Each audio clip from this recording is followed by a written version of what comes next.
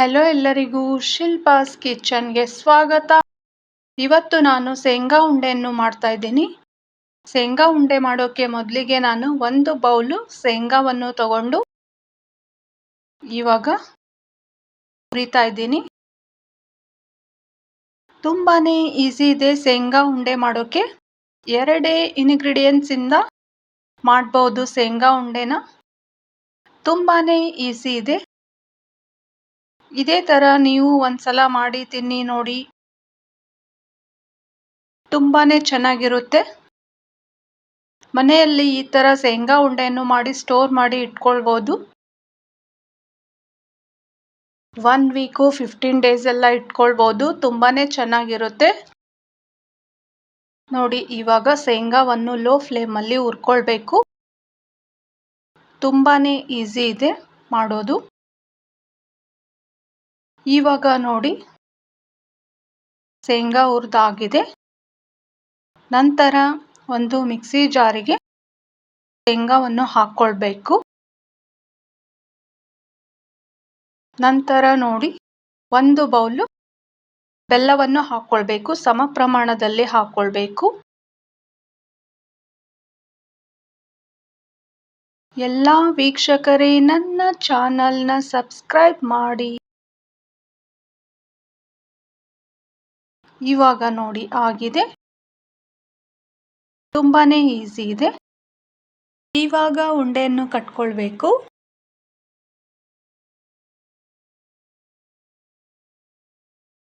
ನೋಡಿ ಎಷ್ಟು ಈಸಿ ಇದೆ ಶೇಂಗಾ ಉಂಡೆ ಮಾಡೋದು.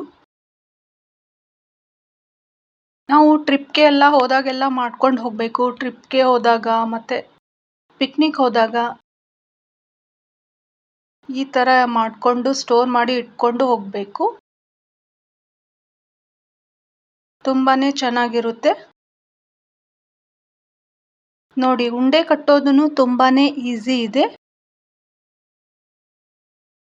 ಈ ತರ ಉಂಡೆನ ಕಟ್ಕೊಳ್ಬೇಕು. ನೋಡಿ,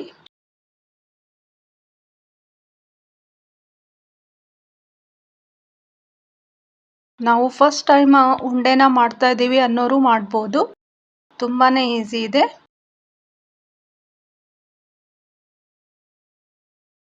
ನೋಡಿ, ಇದೇ ತರ ಉಂಡೆನ ಕಟ್ಕೊಳ್ಬೇಕು.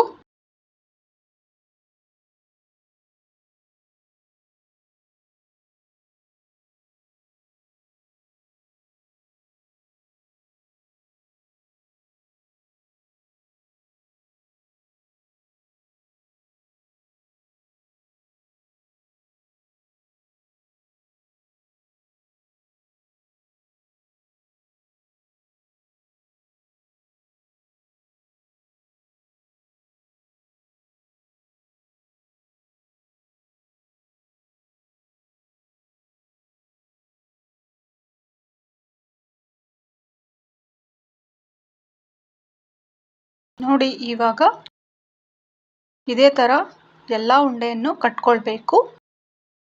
ನಿಮಗೆ ಯಾವ ಸೈಜ್ ಬೇಕು ಆ ಸೈಜಲ್ಲಿ ಉಂಡೆಯನ್ನ ಕಟ್ಕೊಳ್ಳಿ.